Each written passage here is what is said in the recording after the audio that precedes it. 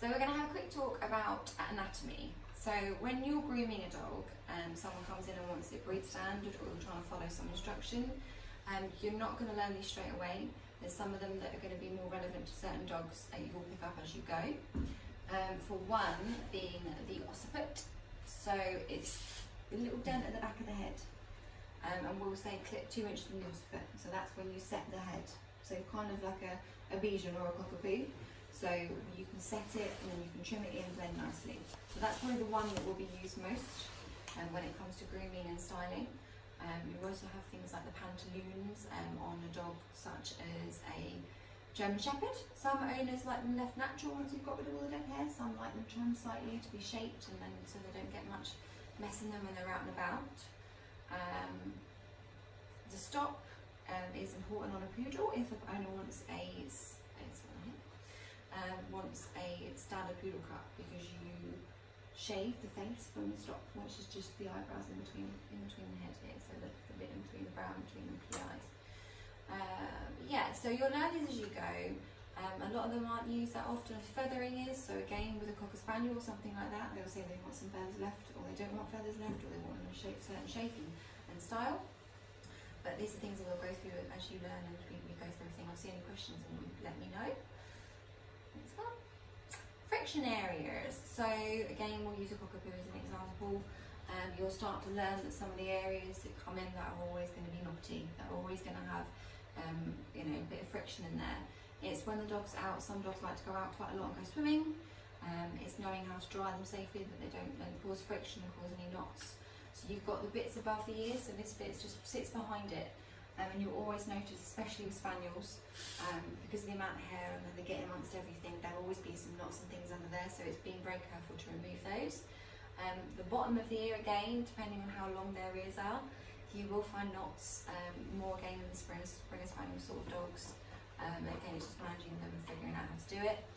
Obviously around the neck is mostly where a collar will sit.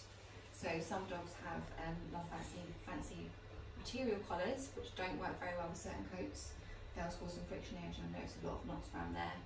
Again with harnesses, so this one here is very good with a harness when it sits underneath the arms when the dog's moving. If it's not a very well fitted harness, again that's where the friction areas will be and that's where the knots will come, and obviously when you try and clip, that's when you start realising some resistance. Legs are kind of a given. They're the ones that get wet when they're out, get muddy when they're out. It's understanding what length is a practical length for that dog. If an owner's going to brush their dog every other day, then you can have it nice and fluffy and you can have a really nice little trim. If they're not, then you're going to have to explain to them they're going to have to be at a length that's not going to come in every 6 weeks and have to be shaved off. Toes. So this is on most dogs, so from Cocker Spaniels to Poodles, you will notice that the hair in between the toes can become knotted. You can trim them shorter, you can go from underneath the pad, which we'll show you when we go through the obviously trimming pads and nails and things like that. You can alleviate that problem by getting rid of some of the hair in between. Again with Springers and Cocker Spaniels, you can trim that hair nice and short, so again it helps alleviate that problem and won't come back and cause any issues. You can imagine that a dog that's not been groomed for a little while, if it's got mats, they can connect to the top of the foot, and it's very painful when they're running and moving around, and then they can get some sores in between their pads. It's also worth letting the owner know if that's the case, because then they need to keep an eye on that and make sure that doesn't happen. We've also got the tail. Depending on the shape, style, coat type, everything will depend on the tail here.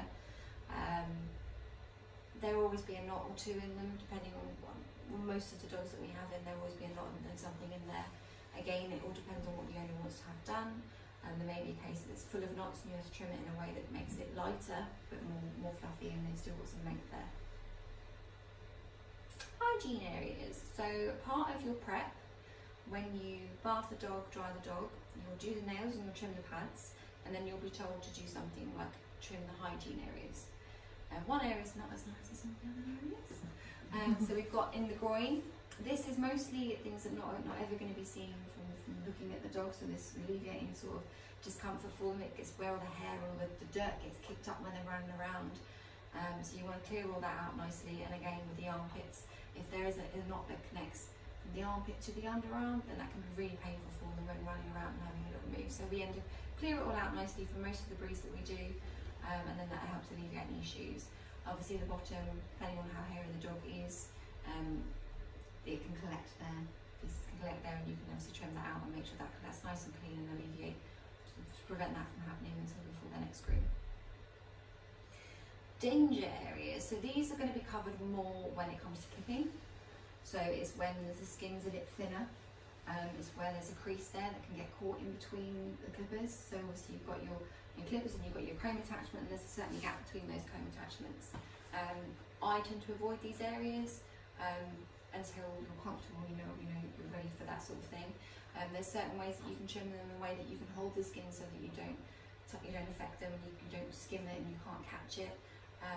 Which again we'll go through. I'll explain a little bit more when we have Phoebe on the table as to how we would go about that.